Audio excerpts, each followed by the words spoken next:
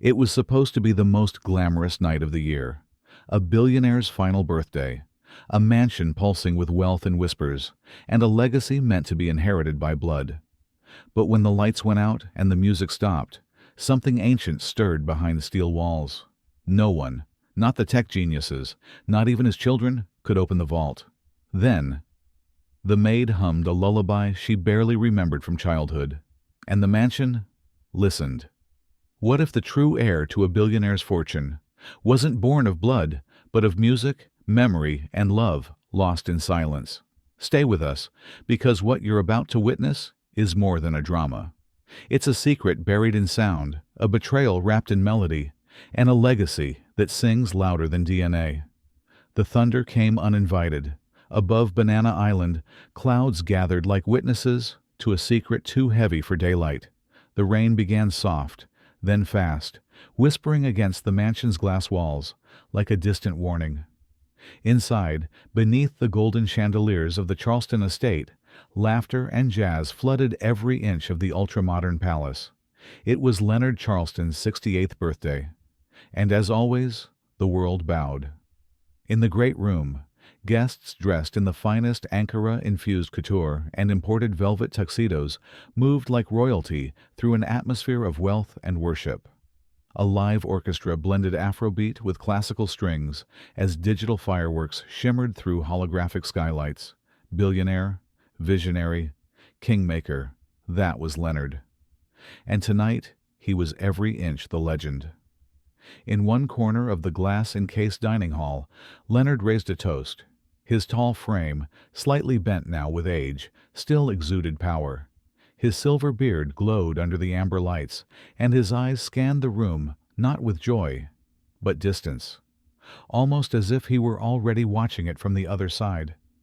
"To time," he said, voice calm, "because it's the only thing we can't buy." His children surrounded him. Roman, the sharp-jawed tech investor, Mira, the architecture prodigy, and Tiffany, the socialite with ambitions deeper than the sea. They clinked glasses, feigned smiles, and ignored the presence of Eden, the quiet maid who stood behind Leonard's chair, her presence barely noticed by anyone but him. She had served him for 5 years, but it was the way she listened, not served, that made her different. Leonard had once told her, "People talk to be heard. You listen to be understood." He never said it again, but he remembered her response. A soft smile and a lullaby hummed in the garden under the moonlight, a melody that never left him. At precisely 11:09 p.m., as the orchestra reached a crescendo and guests lifted their phones to capture the moment, the entire mansion went dark. Not a flicker, not a warning, just silence. Panic followed, not screams, but confusion. The power grid of the Charleston mansion was legendary, designed to run off its own AI-controlled solar fusion core. It had never failed, not once. Security rushed to assure guests it was a minor glitch. But in the security command center, a message pulsed red across the mainframe. Power rerouted. Vault override initiated. Leonard didn't flinch.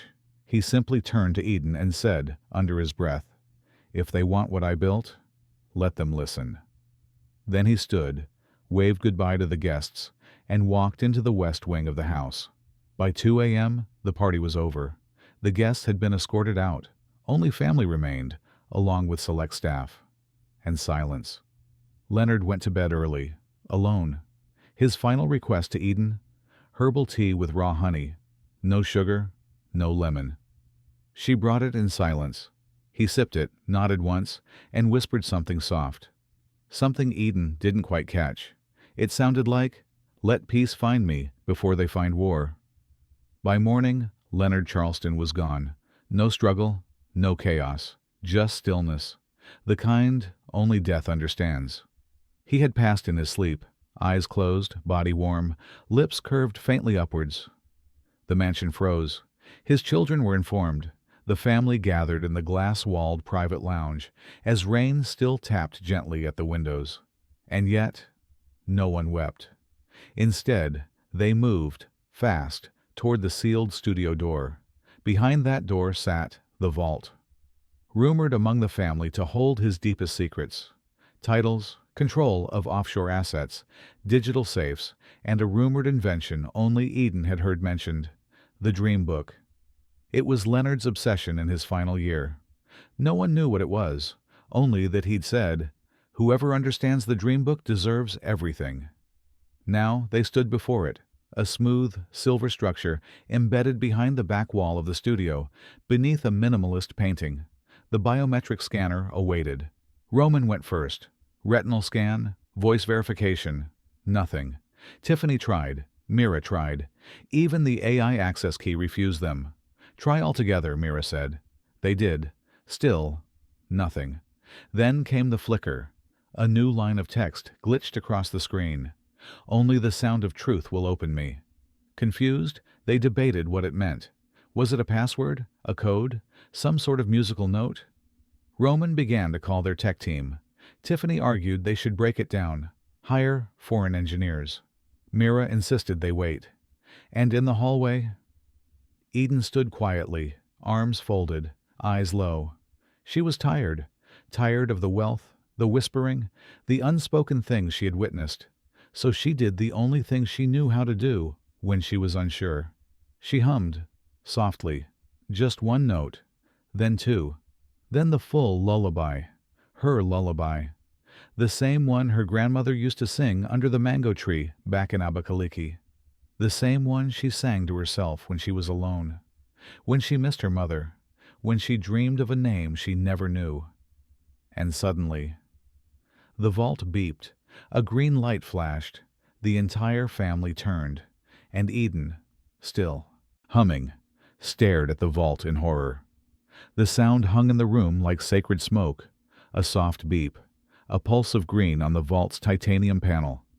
And silence. Everyone froze. Roman's breath caught in his throat. Tiffany slowly lowered her glass.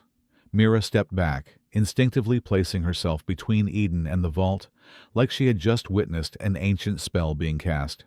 And Eden, still standing in the corridor, had stopped humming. Her eyes widened. She hadn't even realized she was singing out loud. The tune had simply escaped her lips, like it always did when she was alone, working late or wiping Leonard's reading glasses on the terrace. A voice, mechanical, genderless, floated from the vault speaker. Sequence 1 of 3, authenticated. The panel retracted slightly. Not open, just cracked. Waiting. Then came the chaos. Roman stormed forward, his expensive shoes thudding against the marble floor. "What the hell was that? What did you do?" Tiffany's voice followed, sharp and suspicious. She sang. The vault opened. "Are we pretending that's normal now?" Eden stepped back, overwhelmed. Her hands trembled, and the warm pulse of the green light still flashed in her mind. I didn't know," she stammered. "It's just a lullaby. My grandmother used to sing it when I was little." "Don't lie," Roman growled. "You're not just a maid, are you? You've been planted, groomed. You manipulated our father." "No," Eden gasped. "I've worked here for years. I would never—" Mira raised her hand, silencing them. "Wait, everyone just stop." The room settled into heavy breathing and judgmental silence. Mira approached Eden slowly. "You've sung that song before," she said softly. "In the garden, at night. I used to hear it when I couldn't sleep." Eden nodded. "I didn't know anyone else listened." Roman wasn't buying it. "This is ridiculous. Our father builds a vault secured with AI, voice print, biometrics, and it opens with a nursery rhyme." Mira moved toward the vault, her curiosity ignited. The partial opening revealed only darkness inside, but just above the seam, a small sensor protruded, a microphone retrofitted into the panel. Beside it, a carved engraving. 3 harmonies, 1 truth. Tiffany leaned in. 3. Eden's lips quivered. 3 sequences? Mira nodded slowly. That was only the first. Eden stepped away, her heart racing, shame flooding her chest like ocean water. Roman's accusation stung, but it was the look in Tiffany's eyes that crushed her. That cold stare that said, "You're nothing but a problem now." Later that night, Eden sat alone in the servants' wing, curled on the edge of her bed, unable to rest. She felt exposed, hunted. The house felt different now. as if the walls themselves had been waiting for her to sing all along. And her mind kept slipping back to a dusty courtyard in Inugudi when she was just a little girl. There had been a man. He had stopped beside her mother's pepper stall, tall, well-dressed, with eyes that didn't match the street around him. He had crouched beside Eden and handed her a golden candy, asking, "What's your name, little one?" Her mother had smiled nervously. He stayed barely 5 minutes, then vanished into a black car. Eden never saw him again, until she met Leonard Charleston, and saw those same eyes watching her across the marble floor on her first day of work. Had he known then? She couldn't think about that now. She wiped her eyes and stood. She needed answers. She returned quietly to Leonard's private studio. It was untouched since his death, sleek, silent. One wall covered in digital instruments, another with canvases of sound-painted color bursts.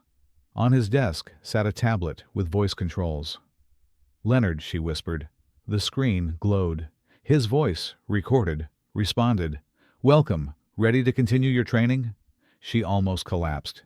Tears clung to her lashes as she accessed his voice music log. Dozens of files labeled Sequence Alpha, Melody Sync Test, and one named Aura's Song. Aura, her mother's name. Eden tapped it. A low harmony played. The exact lullaby. The same rhythm, slightly altered, modernized, but undeniably the same. Leonard had been recording her voice for years, studying it, layering it into something. But why? Then, behind the desk, she noticed a set of drawers, biometric locked.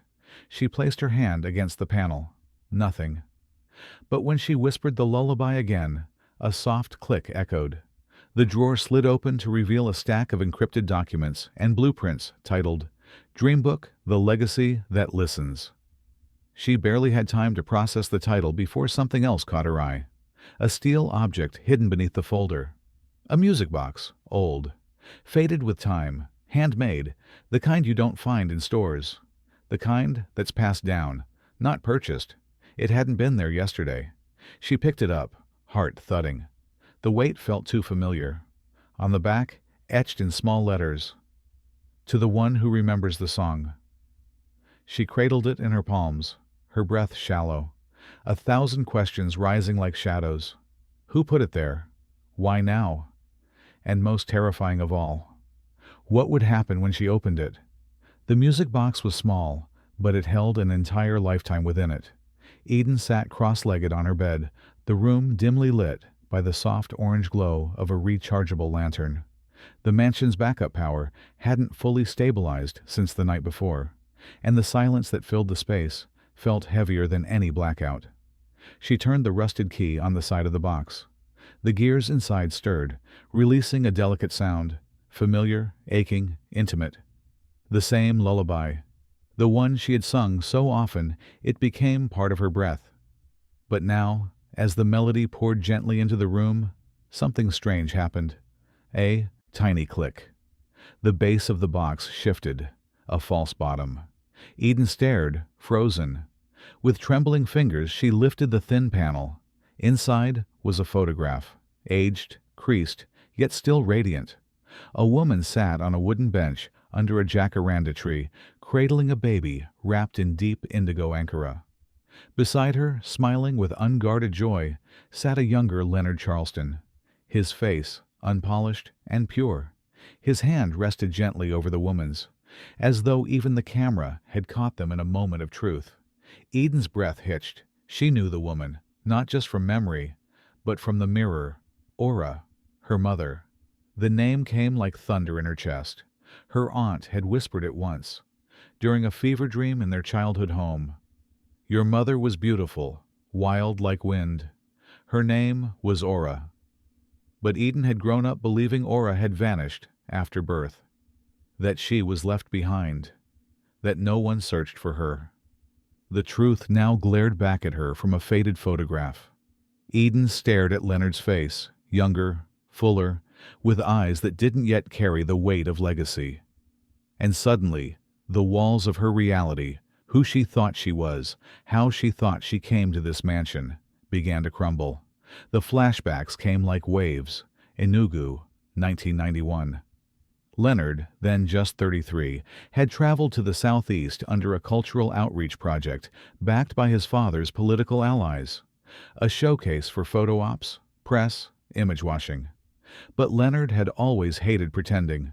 On the second day of his visit, he'd wandered away from the dusty pavilion in his tailored agbada and leather sandals, hungry for silence. That's when he'd seen her, Aura, painting on the wall of her family compound. Not just colors, stories. Her fingers moved like they knew the truth of the earth. Her laugh, deep, unpolished, sincere, drew him in like nothing in Lagos ever had. She was a village girl with eyes full of sky, a rebel who quoted Chinua Achebe and taught children to sing proverbs through rhythm. And Leonard, he was a billionaire's son with everything except peace. Their meeting was brief, a few weeks, but in those weeks, time stretched. They danced barefoot under rain, wrote poems on leaves, kissed beneath the same jacaranda that appeared in the photo. He called her Moonfire. She called him Stranger with a song. But love, in Leonard's world, wasn't permitted to be simple. His family found out. His father threatened to disown him. They stormed Enugu with black cars and promises of ruin. Aura was shamed, warned, and forced into silence. Leonard was dragged back to Lagos. He returned months later, desperate. But Aura was gone. No forwarding address, no family, no child in sight. He searched. But Aura had vanished into a world that didn't want to be found. Years passed. Leonard buried his pain under empire building and gala smiles. He married out of obligation. He fathered children, but he never stopped remembering her. The lullaby she sang in the dark, the way she said his name like a prayer. Then one day, 2 decades later, a new maid arrived at his Banana Island home. Quiet, humble, kind, with the same deep eyes, and the same lullaby on her lips as she worked in the garden. Eden. He didn't realize it at first, not until months later, when he overheard her singing in the East Corridor, the melody soft, half-whispered. A memory made sound. He stood there, hidden, stunned, and that night he wrote in his journal, "She's Aura's child, she's mine, and she doesn't know." But he never told her. He simply watched, protected, guided. He had her transferred to his personal wing, taught her about music curation, design innovation, and the spiritual science of sound. Everyone believed she was his favorite employee. No one questioned it. But Eden now saw everything differently. The trainings, the conversations, the long stares from the balcony. Her entire presence in the mansion had not been an accident. She had been drawn in by the music of her mother and kept close by the regret of her father. And yet, the most painful truth was that he died without ever telling her who she really was. The studio was quiet when she entered. Her feet moved like memory led them. She sat at the sleek digital piano where Leonard used to play. She placed the music box beside the keys. Then slowly, she began to play the lullaby, note for note, just as Aura used to hum. The melody drifted through the studio like a ghost returning home. Suddenly, a soft whirring noise echoed from the far side of the room. A panel above the bookshelf blinked red, then blue, then green. It slid open. A drawer emerged, voice activated, coded only to the melody of Aura. Inside, something gleamed. The drawer eased open with a low hiss, like the room itself exhaled a secret it had held too long. Eden stepped closer, heart pounding. Inside, nestled in velvet-lined casing, was a single crystal USB, unlike anything she had ever seen, translucent, etched with a microcode pattern that shimmered under the studio lights. Beside it, a compact projection lens engraved with delicate cursive, "For my dream's guardian." Her fingers trembled as she picked up the device. She looked around the room, the piano, the bookshelves, the gold-framed photos, the air still tasting faintly of lavender and old jazz. This space had been Leonard's temple, his mind made tangible, and now it was speaking to her. She plugged the USB into the studio console. The lens snapped to life, humming gently, casting a soft blue holographic glow onto the center wall. And then Leonard appeared, not in a video, in full-scale hologram, seated, calm, eyes locked directly on her. "Eden," the image said, "if you're watching this, it means the music brought you to the truth." Her breath caught. Leonard, in a navy linen shirt, sleeves rolled, looked younger, lighter. His voice was steady, not like the frail one from his final days. This recording had been made while he still had time and clarity. "I spent decades building the Charleston empire," he said. "Glass towers, investments, foundations. But what I built out there never brought me peace." He paused, eyes softening. "Your mother did, Aura. She was my soul's whisper. And when I lost her, I lost the part of myself that remembered how to breathe." Eden stepped closer, unable to blink. "I tried to find her. For years. When I couldn't, I tried to bury it. Until the day you walked into my house. A stranger, humming her lullaby." The hologram leaned forward. "Eden, you were never just staff. You were my anchor, my second chance. I couldn't tell you the truth. I didn't want to steal your peace, but I could give you everything else." Behind him, a 3D map unfolded mid-air. Blueprints, schematics, code overlays. "The vault you partially unlocked holds the dream book, not just a file, but a living legacy. A project I spent the last 10 years designing in secret. A new kind of empire, one not built on oil or cement, but healing, culture, innovation, and truth." Eden stared as icons of music centers, art hubs, AI platforms, and Afrocentric wellness retreats glowed like constellations on the screen. "I don't want this passed down by blood. I want it guided by resonance, alignment, harmony. If the song lives in you, then the vision lives in you." He stood up in the recording.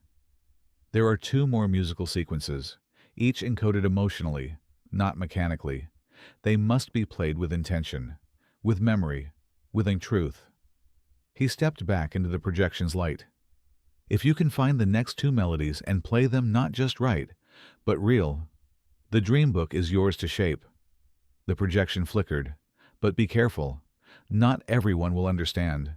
Some will say you don't belong. But you do, Eden. You always did." Then his final words, softer than all the rest. "You are my calm, my dream's guardian." And the light vanished. The room fell silent. Eden stood frozen, her breath shallow, her knees weak. She wasn't just connected to the vault. She was the vault, a living key made not of code or DNA, but music and memory. Across the mansion, chaos had begun to take root. Roman paced in his father's private library, speaking sharply into his phone. "I don't care how secure the mainframe is. Bring in the Israeli tech consultants. Tell them we're paying double." Tiffany stood nearby, swiping through Leonard's financial statements with a glass of champagne in hand. "This girl's playing everyone," she said coldly. "We let her in as a housemaid, and now she's singing songs into our inheritance?" "Not anymore," Roman snapped. "We cut her access, all of it. Tomorrow." They called the mansion manager, replaced the IT team, and began reassigning staff. Eden's privileges were quietly revoked. Her entry code to the studio was disabled. Her biometric access to the West Wing was removed. But Eden didn't care. She was still in the studio, watching the digital blueprints of the Dreambook, scrolling through Leonard's voice notes and diagrams. It was a city, a network of art, healing, and innovation hubs tied to Nigerian traditions and futuristic tech. Lagos, Enugu, Nairobi, Johannesburg, Atlanta, Berlin, Tokyo. Leonard had designed something breathtaking, and he'd chosen her to guard it. She barely slept. By morning, Mira quietly slipped into the studio, eyes wide with concern. "Something's happened," she whispered. "Roman found one of the legal drafts connected to your name." Eden turned slowly. "He knows?" Mira nodded. "He found the digital trust." She lowered her voice. "Leonard registered it 6 months ago. You're the primary stakeholder, not just of a fund, but of the startup arm, the entire global side of the Charleston Empire. Eden's chest tightened. Roman now had motive, real, tangible reason to bury her existence. Outside, the mansion's energy shifted, the kind of silence that comes before a storm. And Eden knew. This wasn't about unlocking a vault anymore. This was war. It started with a headline, then a tweet, then a viral video that spread like oil on fire. Charleston Empire set to inherit housemaid heiress? Leaked video sparks frenzy. By morning, the story had overtaken Twitter trends across West Africa. News blogs, celebrity pages, and gossip influencers posted clips of Eden inside Leonard Charleston's studio, seated before the digital piano, playing softly while the vault clicked open behind her. The comments section boiled with chaos. "You're telling me a maid sang and unlocked a billionaire's vault? This is Nollywood but real life. If this girl gets even 10% of Leonard's wealth, I'm quitting my job." No one knew the full story, but that didn't stop them from making one up. Behind the scenes, Roman was orchestrating it all. He had leaked the video through a discreet proxy, a luxury lifestyle blogger known for turning rumors into reputation-ruining truths. His aim was simple: discredit Eden, paint her as an opportunist, and apply pressure through the one thing the Charleston family had always feared: public shame. He stood in Leonard's abandoned executive office, watching the media storm rise like a tsunami. "It's working," he murmured to Tiffany. She scrolled through the chaos, smiling faintly. "She can't survive this. She's not one of us. She doesn't know how to swim with sharks." But not everyone agreed. Within the family, alliances began to shift. Mira, Leonard's youngest, sat alone in the rooftop garden watching the sky swirl with storm clouds and algorithms. She had always been the quiet one, the artist, the dreamer, and lately she'd been watching Eden. Closely, not just her poise under pressure, but her pain, the kind that couldn't be faked, the kind Mira had only seen once before, in her father's eyes the day after their mother left. Later that afternoon, while Roman and Tiffany arranged PR consultants and narrative-spinning interview offers, Mira slipped into Eden's quarters with a warm cup of Zobo and a whisper.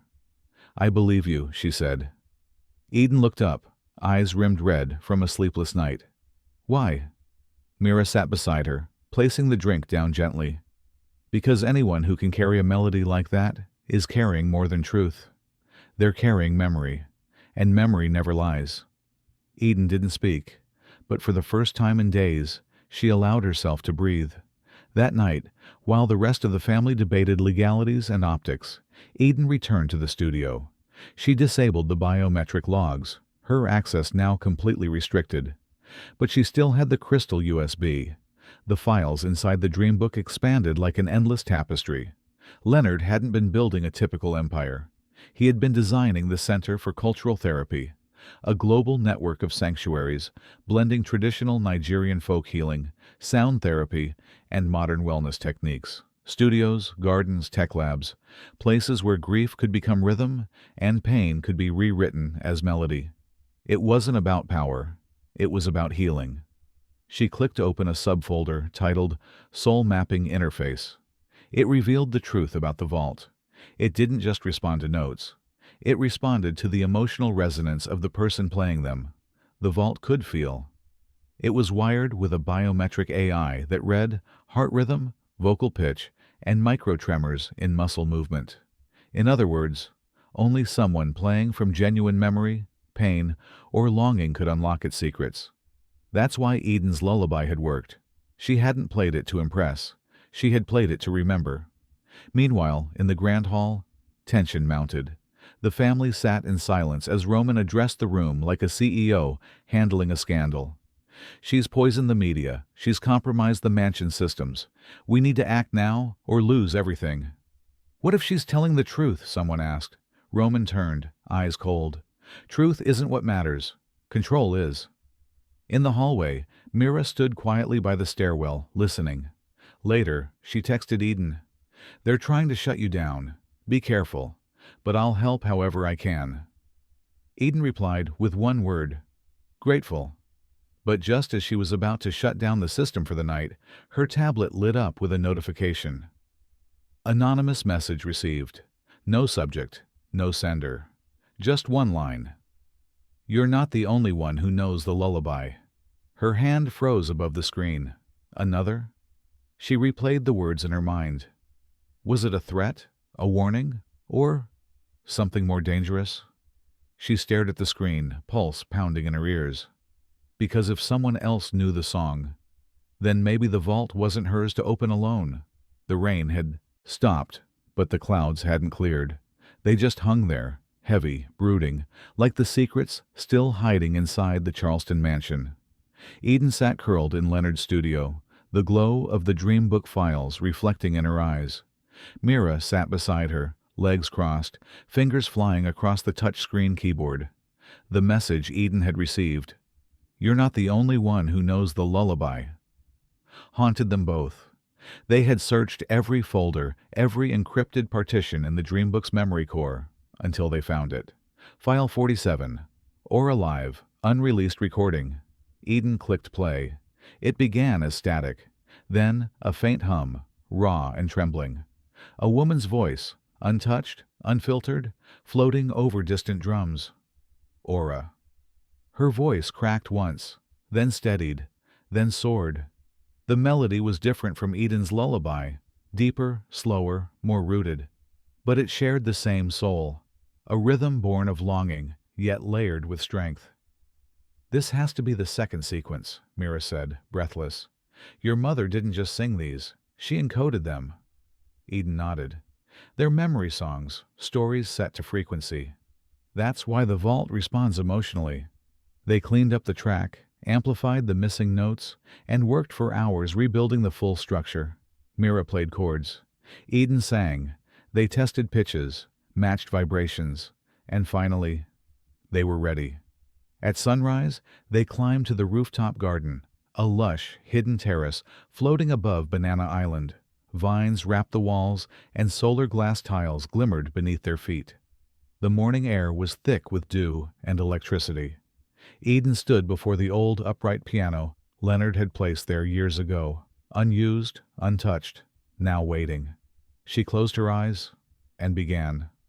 The second song poured from her like a spell, notes rising from her chest like rain pulled from the soil. It wasn't just performance, it was invocation. As the final chord echoed across the garden, a soft chime rang from deep inside the mansion. The ground beneath them vibrated. Mira's eyes widened. It worked. They ran inside, down 2 corridors, past the silent fountain hall, toward the east wing, a part of the house that had been closed for years. As they approached, light sensors blinked awake, flooding the hall with golden glow. The walls were lined with Leonard's earliest paintings, charcoal sketches, and prototype sculptures, his beginnings, his unfiltered truth. And at the very end of the corridor, a pedestal rose from the marble floor. On it, a clear glass tablet. Eden lifted it gently. The screen lit up with a single image, a hand-drawn map, marked in red, Savannah, Vermont. Mira leaned over her shoulder. "Savannah?" Eden turned. "What is it?" Mira hesitated. It was a name. I heard it once, years ago. My mother said it in a fight with Dad. Something about the girl you sent away to protect your empire. I thought it was a metaphor." Eden stared at the map. "What if Savannah isn't just a place, but a person?" They returned to the studio and searched Leonard's Dreambook archives again. In a locked folder titled Hushed Echo, they found fragments of old data. Plane tickets, bank transfers, school enrollments. A pattern emerged. A child sent to the U.S. in the early 90s. All expenses handled by a private trust. Enrolled in a Vermont conservatory. Later admitted to a hidden arts academy in Oregon. But never publicly acknowledged. A name never appeared. Just one word repeated across travel logs. Savannah. And then came the final clue. A 10-second voice memo. A young girl, no more than 7, playing piano. Then humming, the third lullaby. Eden felt her knees weaken. "That's the final sequence," she whispered. Mira stared at her. She's the third key. Eden nodded. She must have been his first child. Maybe even before Aura. Hidden, protected. Or maybe abandoned. Do you think she knows? I think she's about to. The Charleston mansion was unusually quiet that afternoon. No media vans, no protests, just a hush, like the world was pausing, waiting for someone to arrive. And someone did. At exactly 3:03 p.m., a sleek obsidian-black electric vehicle rolled up to the gates. No driver, just silent motion, guided by AI. The mansion's security system scanned the vehicle. No alarms triggered. It was pre-cleared. Roman watched from the upper balcony. Tiffany stood beside him, lipstick fresh, expression unreadable. From the back seat, a woman stepped out, tall, bronze-skinned, high cheekbones, natural curls tied into a sleek knot. She wore no jewelry, no logos, just confidence. And as she adjusted her scarf and looked up at the house, her lips moved almost without sound. She was humming, the same melody from the voice memo. Eden stood frozen in the upper hallway, hand gripped around the railing, pulse in her ears. Mira whispered, "Is that?" "Yes," Eden replied. "Do you think she knows what's waiting for her?" Eden's eyes followed the woman as she walked slowly to the door, her hum growing stronger with each step. "I think," Eden said, "she's known longer than any of us." The front doors opened with a soft hiss. The forgotten heiress had come home. The first thing Eden noticed was her voice. Not her speaking voice, though that too was calm, low, and laced with a deliberate stillness, but the soft, subconscious hum that trailed Savannah like perfume. As she stepped into the grand hall of the Charleston mansion, the notes floated behind her like memories trying to find a home. The same lullaby Eden had heard on the old voice recording. The third sequence. And the moment Savannah looked up, their eyes locked. Two strangers, tethered by something too ancient to name. Even Mira stopped breathing. Her voice, Mira whispered, barely audible. "It's Aura. She sounds like your mother." Eden's body tensed, because it was true. Savannah walked with the elegance of someone who'd been raised among silence, not noise.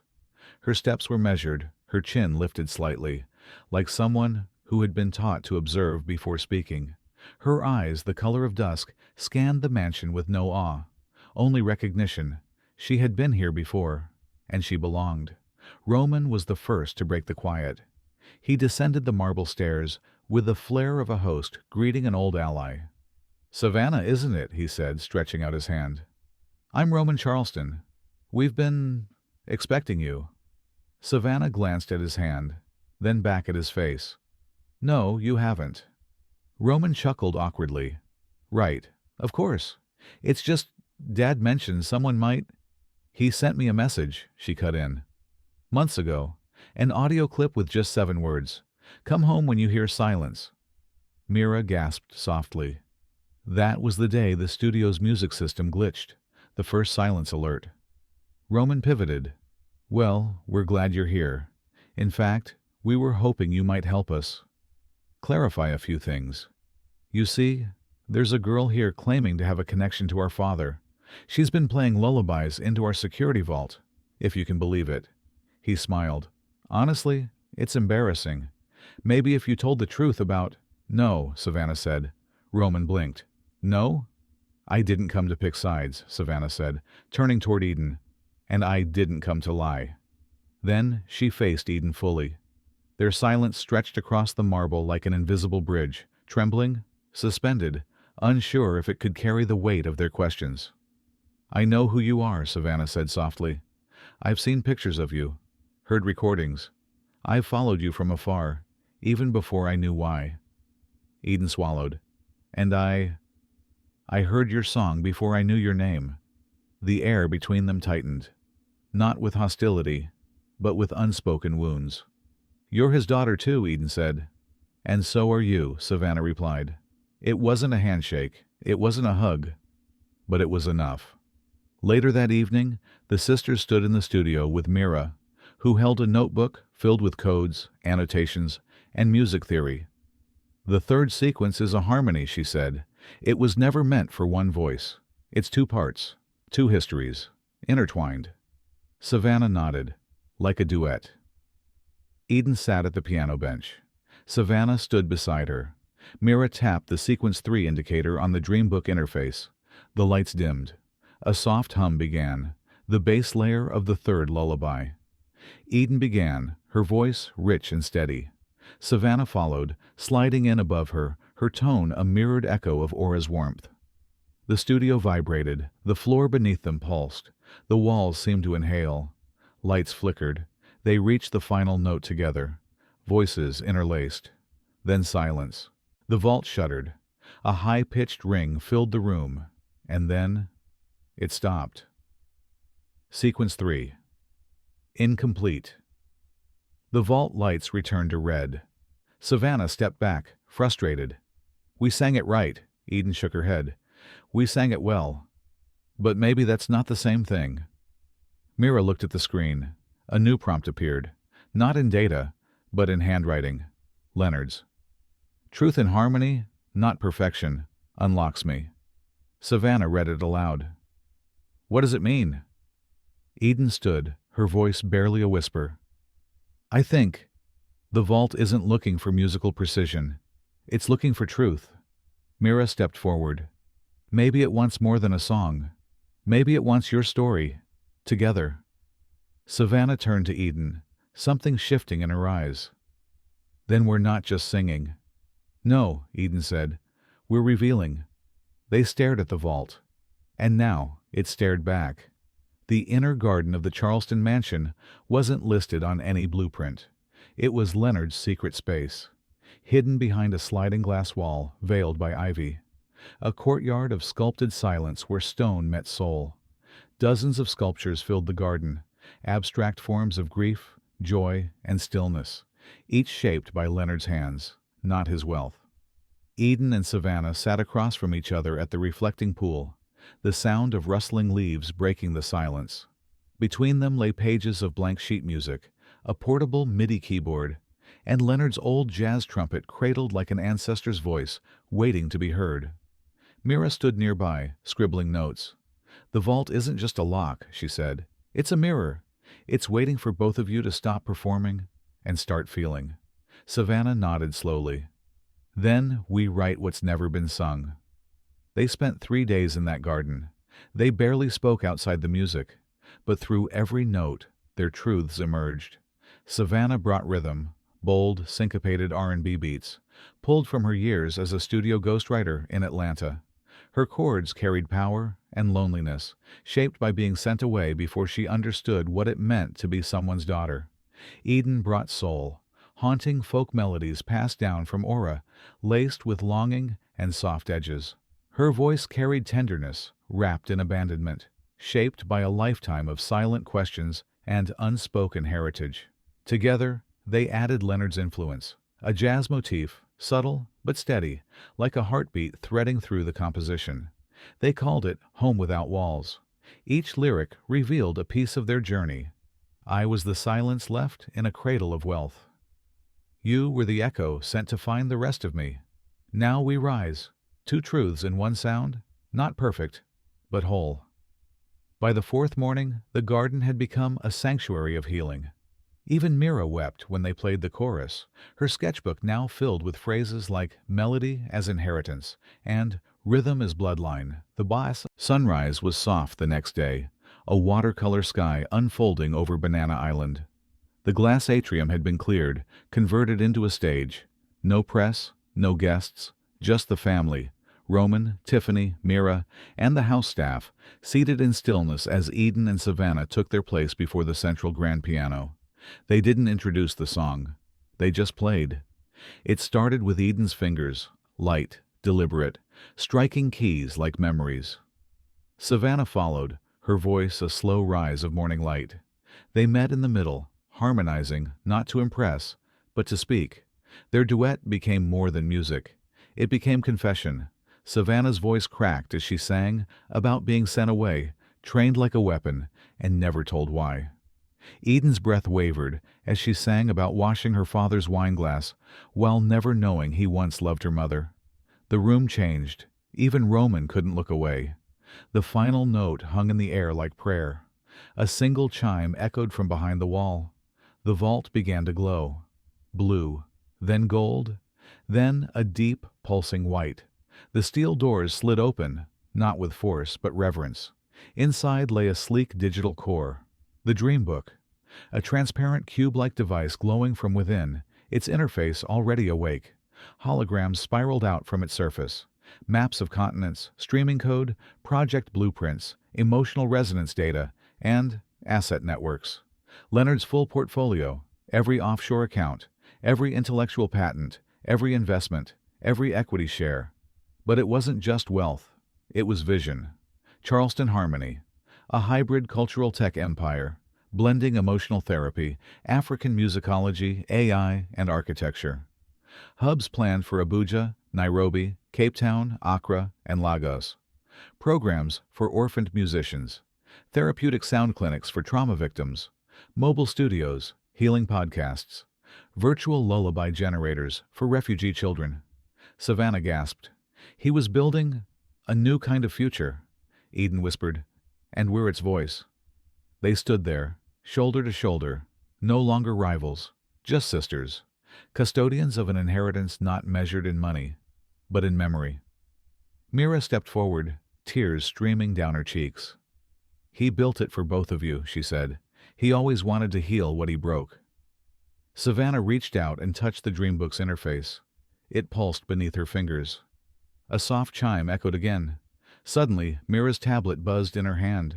She looked down. Her eyes widened.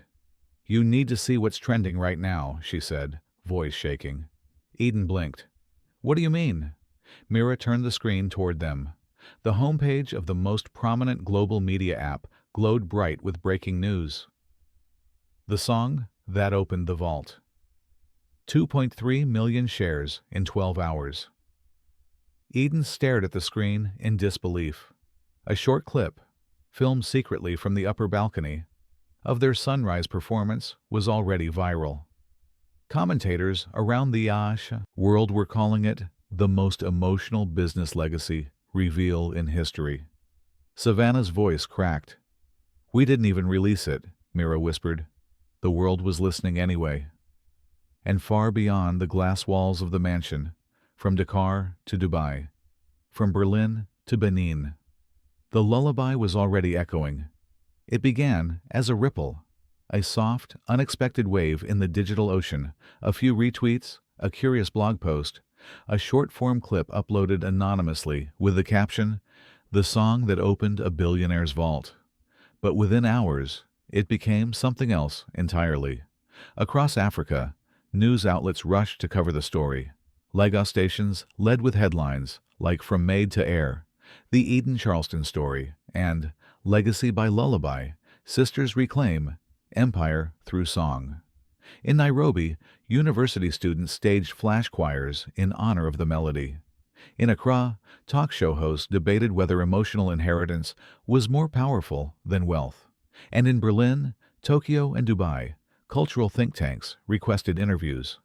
The video of Eden and Savannah's sunrise performance, secretly recorded, now had over 12 million views. The comments section overflowed with shock, empathy, and awe. She didn't break into a vault, she sang into it. This is the soft power Africa needs. Legacy rooted in memory, not violence. They turned trauma into tech. I'm in tears. The Charleston Mansion, once a fortress of silence and suspicion, had transformed into a beacon, a symbol of a new kind of inheritance, one not passed down by will, but by truth. The sisters didn't try to manage the attention. They simply moved forward. Eden began receiving invitations from across the continent, innovation summits, emotional intelligence forums, wellness collectives. She was no longer the Maid. She was Eden Aura Charleston, cultural visionary and emotional architect. In Johannesburg, she delivered a keynote called Designing Through Pain, the Blueprint of My Father's Regret. Her words were raw, poetic, unforgettable. Savannah, on the other hand, was approached by several AI music tech firms wanting to develop her concepts on emotional syncopation and harmonic healing. A Lagos startup offered her a seat on their board. A Swedish label requested she compose an album blending folk trauma patterns with synthetic rhythm mapping. She politely declined most offers. "We're building something bigger," she'd say, "something that won't fit inside anyone else's frame." And they were. Mira, quietly working behind the scenes, had begun drafting blueprints for the first Charleston Harmony campus, a revolutionary learning center combining music therapy, tech innovation, cultural preservation, and mental wellness. She chose to break ground in Enugu, where Aura's story began. The architectural design would mirror a woven fabric, a circular campus with no hierarchy, no corners, no locked doors. "Everyone belongs," Mira told reporters. "That's the architecture of healing." And for the first time, Eden and Savannah began to truly bond. They shared stories of their mothers, late nights over ginger tea, comparing childhood songs, long walks through the newly restored sculpture garden, naming the pieces after feelings they never had the words for before: regret with no name, half-sister holding, forgiveness unpracticed.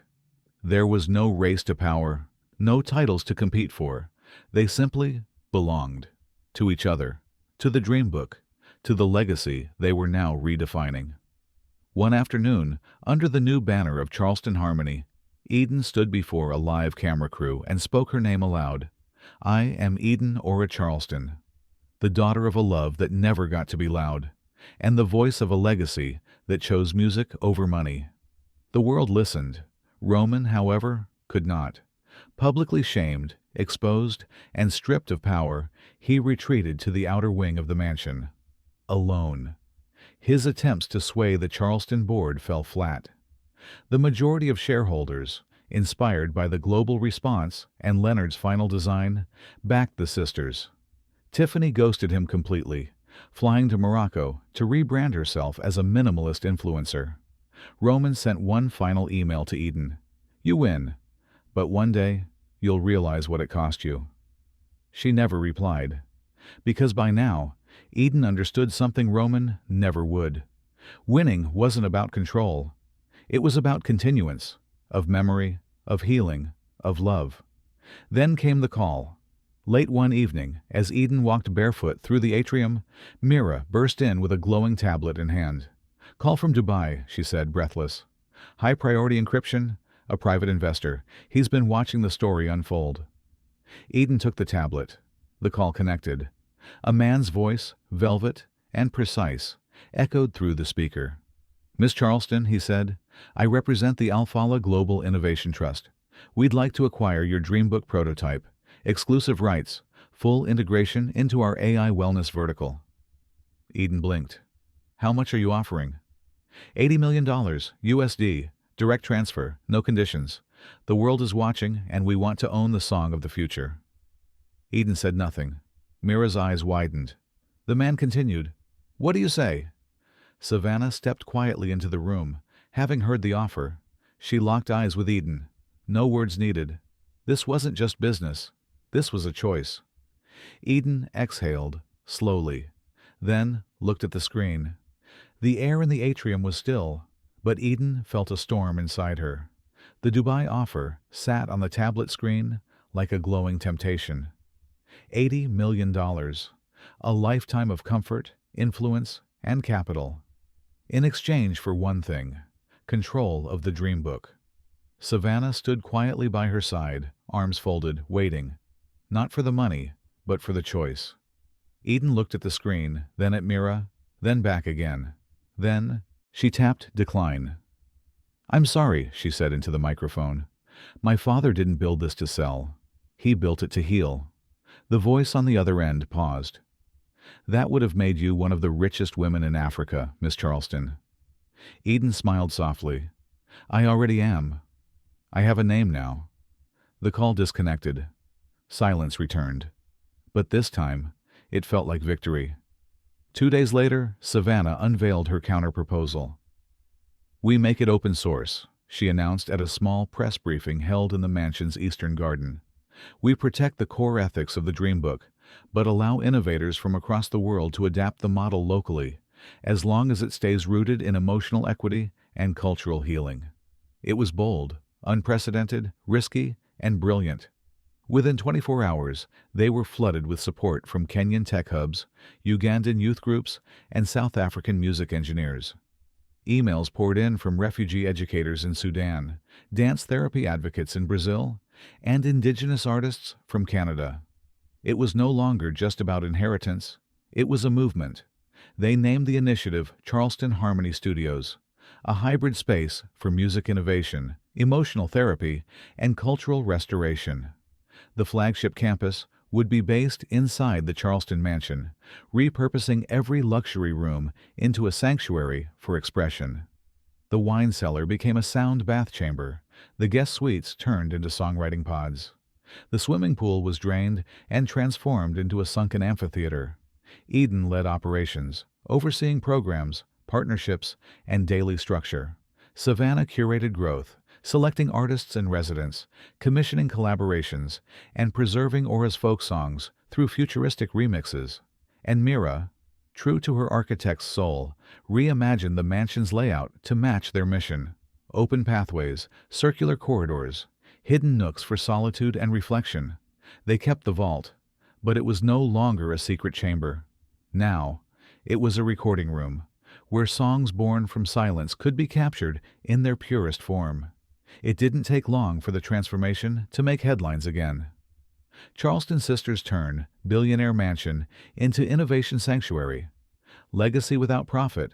How heirs are choosing. Healing over capital. From vaults to voices. How music is rewriting inheritance. But inside the house, things moved more quietly.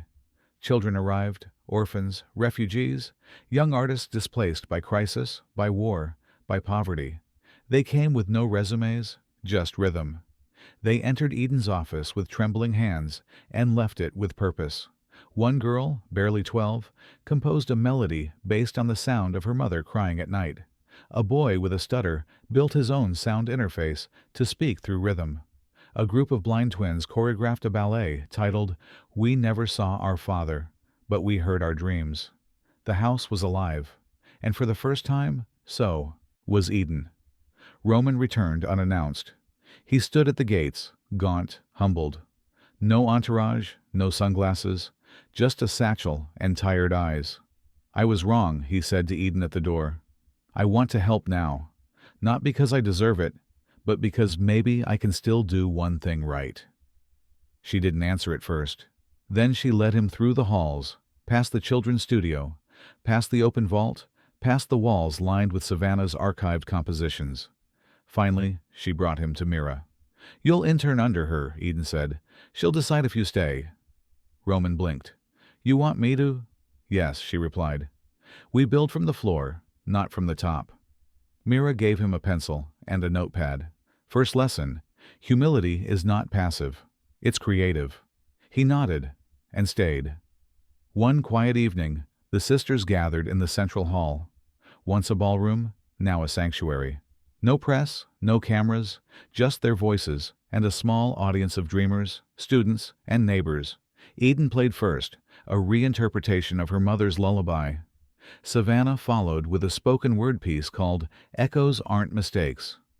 Mira closed the night with a multimedia art projection. Drawings of faces from across the mansion's history, layered over Leonard's handwritten notes. It was soft, it was sacred, and it was enough. Later that night, Eden returned to the studio, now redesigned as a circular chamber filled with floating speakers, acoustic clouds, and digital memory capsules.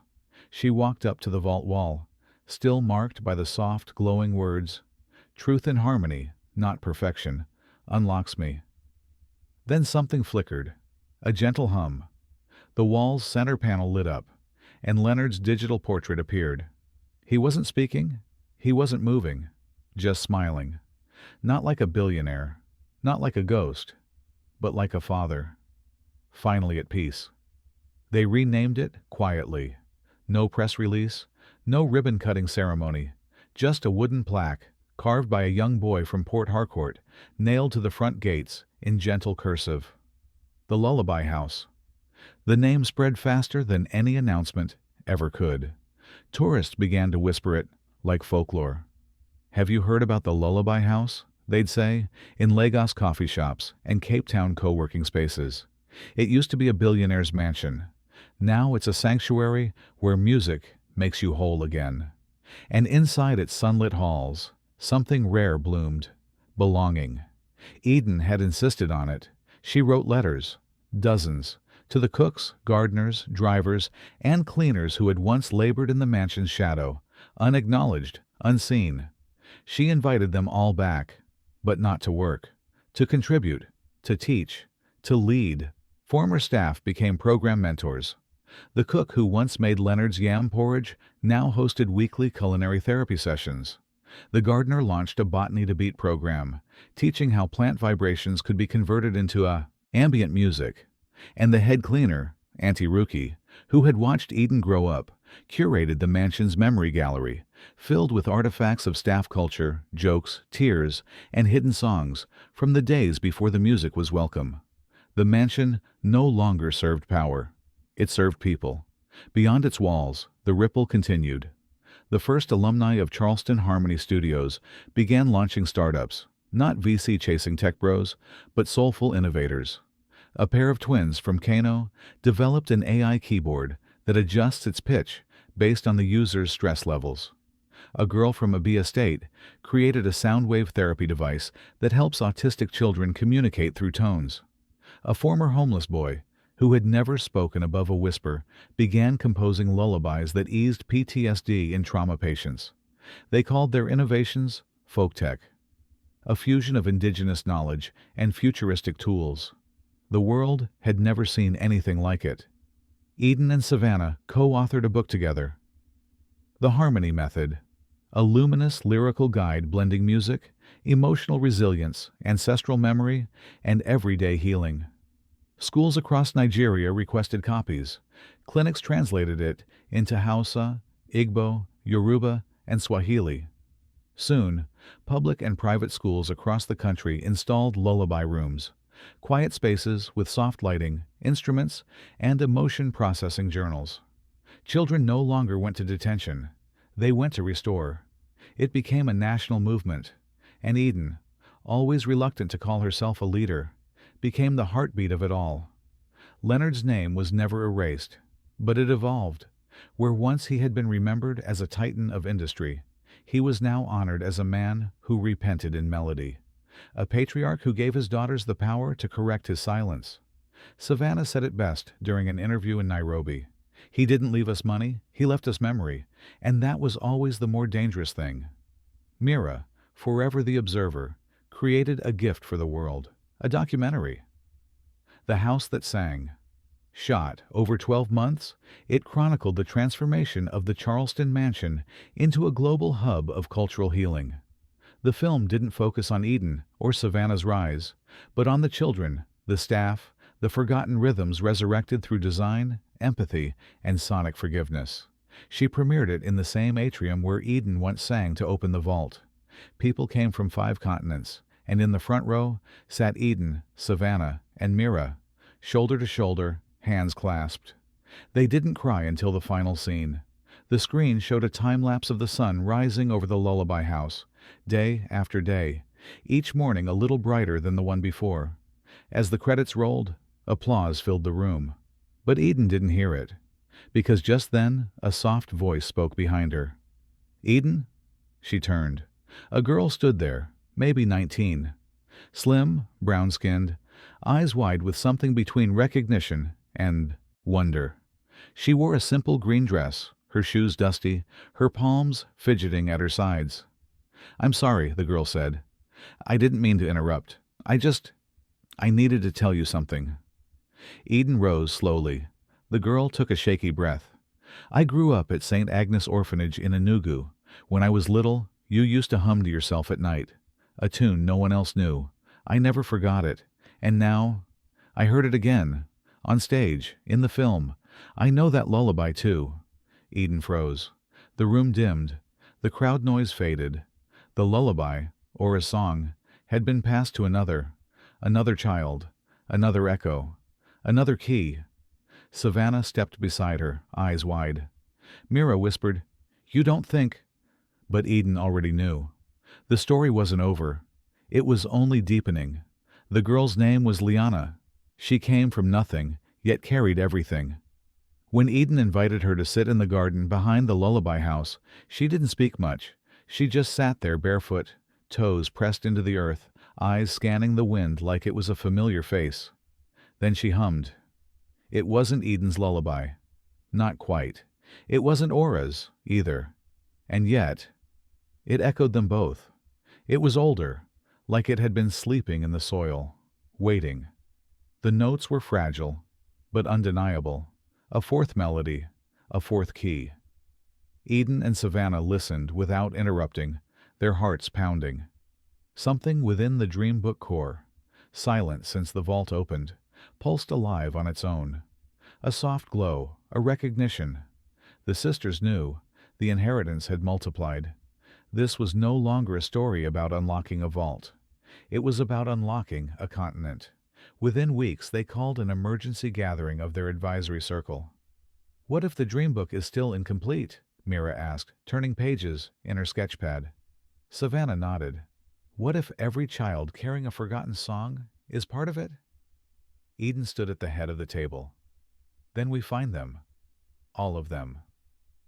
That night, they announced the Fourth Song Initiative, an open call across Africa to collect, archive, and protect traditional lullabies, forgotten melodies, and emotional folk music passed down through silence.